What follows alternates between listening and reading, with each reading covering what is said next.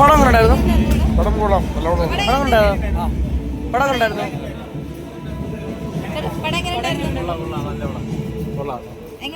കണ്ടായിരുന്നു. പടം കണ്ടായിരുന്നു. അടിപൊളി അടിപൊളി. പടം കണ്ടായിരുന്നു. പടം കണ്ടായിരുന്നു. പടം കണ്ടായിരുന്നു. പടം കണ്ടായിരുന്നു. ചേട്ടാ പടം കണ്ടായിരുന്നു. ബ്രോ പടം കണ്ടായിരുന്നു. ചേട്ടാ പടം കണ്ടായിരുന്നു.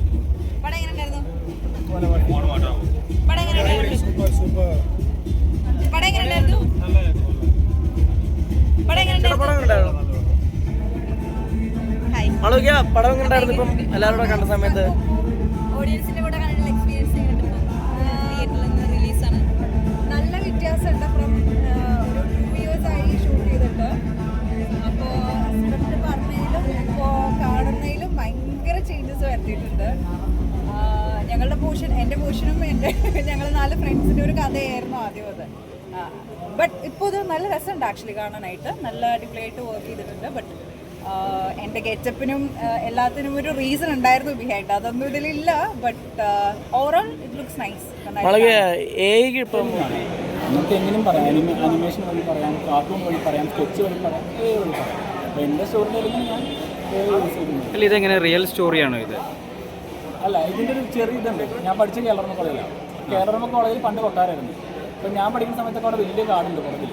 അപ്പോൾ കാട്ടിൽ പ്രേതം എന്നൊക്കെ പറഞ്ഞാൽ ഞങ്ങളെ കുട്ടിക്കാർക്ക് ക്യാമ്പസ് പഠിക്കുന്ന സമയത്തൊക്കെ നന്നായിട്ട് മേടിച്ചിട്ടുണ്ട്. രാത്രി പ്രേതം വരുന്നത് ഇങ്ങനത്തെ അവിടെ കുളക്കടമൊക്കെ ഉണ്ടായിരുന്നു. അപ്പോൾ ഓട്ടോമാറ്റിക്കലി ഫെമിലിയർ ആയിട്ടുള്ളൊരു ബാക്ക്ഗ്രൗണ്ട് ആയിരുന്നു. അപ്പോൾ നമ്മളതിനെ കംപ്ലീറ്റ്ലി വേറൊരു രീതിയിലേക്ക് ആ ഒരു പശ്ചാത്തലത്തിലാണോ ഇപ്പോൾ ഈ സിനിമ ഇങ്ങനെ എത്തിയത്? അവിടെ നിന്നാണ് ഉള്ളിലേക്ക് ഐഡിയ വന്നത്. അങ്ങനത്തെ ഒരു പ്രേതമുള്ളൊരു ക്യാമ്പസ് എന്ന് പറഞ്ഞൊരു ഫീലിംഗ് ഉണ്ടാക്കിയത്. പിന്നെ അതിന് പിന്നെ കലിങ്കിയാക്കി ഉണ്ടാക്കി വേറൊരു.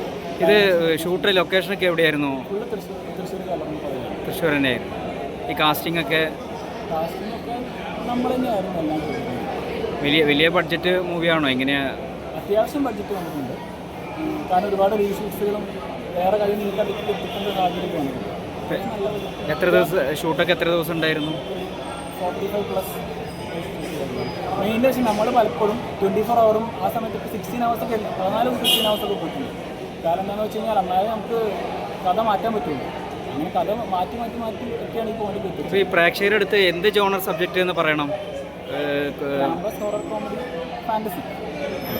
പാർട്ട് 2 പ്ലാൻ ചെയ്യുന്നുണ്ടോ? പാർട്ട് ഓൾറെഡി സബ്ജക്റ്റ് എല്ലാം കംപ്ലീറ്റ് ഉണ്ട്. തേർഡിൻ്റെ ഉണ്ട് ഒരു ഐഡിയ. അത് കുറച്ചുകൂടെ നെക്സ്റ്റ് ലെവലിലേക്ക് ഇപ്പോൾ വന്നാലും സ്പോയിലറായിട്ട് പറയുന്നില്ല. പക്ഷേ നെക്സ്റ്റ് ഇപ്പം എന്ന് വെച്ച് കഴിഞ്ഞാൽ ഞാനൊരു ഇൻട്രൊഡക്ഷൻ മാത്രമേ കൊടുത്തിട്ടുള്ളൂ. ജസ്റ്റ് ഒരു എൻ്റർടൈനറിൽ കലിംഗയുടെ ഇൻട്രൊഡക്ഷൻ കൊടുത്തിട്ടൊക്കെയാണ്. ആ കലിംഗനെ കുറച്ചുകൂടെ എക്സ്പ്ലോർ ചെയ്യണം, കുറച്ചുകൂടെ വലുതാക്കി, കുറച്ചുകൂടെ വലിയ സ്കെയിലിൽ, കുറച്ചുകൂടെ വലിയ പടമായിട്ട് ചെയ്യാനാണ്. എന്തായാലും ഒരു വലിയ വിജയമാട്ടെ. നമ്മളെല്ലാവരും സപ്പോർട്ടുണ്ട്, എല്ലാം പ്രാർത്ഥിക്കാം.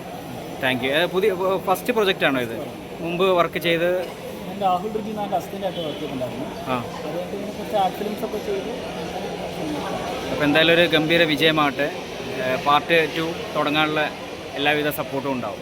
ഓക്കെ.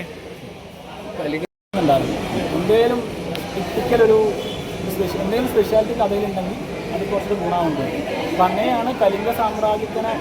പിന്നെ മെയിൻ കാര്യം ടൈറ്റിൽ എനിക്ക് കുറച്ചുകൂടെ രസം ടൈറ്റിൽ കലിംഗ മഗധ പോലെ ഏതെങ്കിലും ഒരു ആൻഷ്യൻ കിങ്ഡത്തിനെ അതിനെ കണക്ട് ചെയ്തൊരു ഫാൻറ്റസി വന്നാൽ കുറച്ചുകൂടെ ആൾക്കാർ ഗ്രൗണ്ട് ലെവലിൽ കണക്ട് ആവുന്നുണ്ട്. അപ്പം അങ്ങനെയാണ് കലിംഗ നോക്കിയപ്പോൾ ആന്ധ്രാപ്രദേശ് വരെ കലിംഗ പോയിട്ടുണ്ട്.